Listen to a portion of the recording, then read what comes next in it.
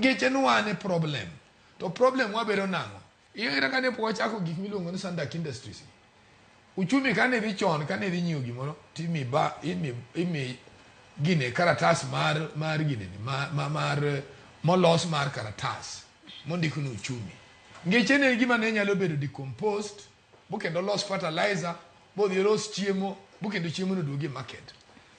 To being in one joma of ambitious all the time, waero gik ma cheap, ni wabiro gi gimoro kane koro wadwarango cost.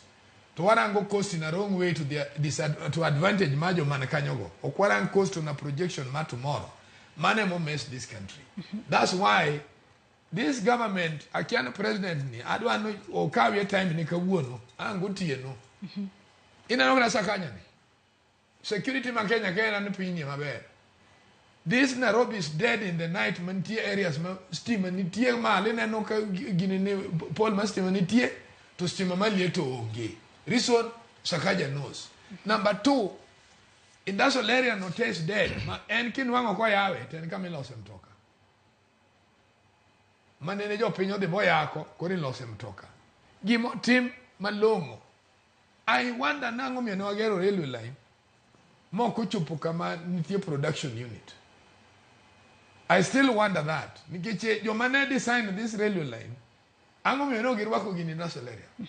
Nikega negirwake donyo gimo ka oil lubricants gi donyo ji yudo kibarua